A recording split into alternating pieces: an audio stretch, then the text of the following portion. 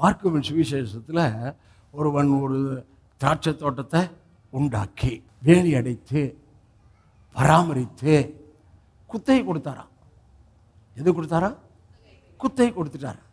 இப்போ குத்தகை எடுத்தவன் அதில் பயிரிடணும், அதில் லாபம் வரும், அதில் எவ்வளோ குத்தகையோ அதை ஓனருக்கு கொடுக்கணும். இதான் முதல்ல அனுப்பிச்சாங்களாம். எல்லாம் ரெடி ஆயிடுச்சு. ஏன்னா பயிரெலாம் எப்போ வரும், அறுவடை எப்போ வரும்னு தெரியும் இல்லையா? அது திராட்சை தோட்டம், திராட்சை. ஏமேன். முதல்ல வேலைக்காரன் அனுப்பிச்சாரான், அடித்து அவமானப்படுத்தி அனுப்பிச்சாங்களாம். மறுபடியும் இன்னொரு வேலைக்காரன் ஆரம்பிச்சாங்களாம், அவனையும் அவமானப்படுத்தி திட்டி அடிச்சாங்களாம். 3 பேரை அனுப்பிச்சுக்கிறான். 3 பேரையும் இப்படியே பண்ணாங்களாம்.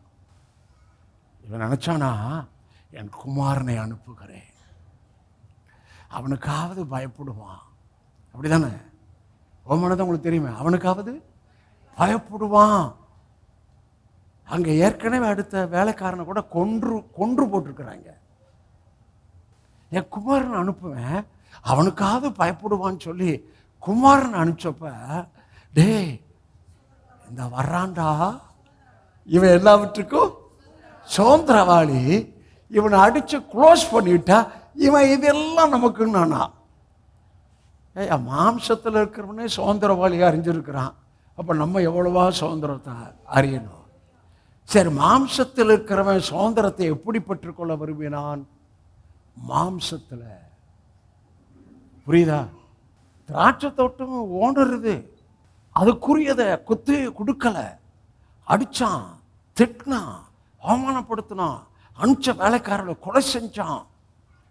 என் குமாரரை அனுப்புகிறேன், இவன் சுதந்திரவாளின்னு இவனை கொன்றுட்டு இவன் இதெல்லாம் நமக்கு எடுத்துக்கலாம். இது என்னங்க?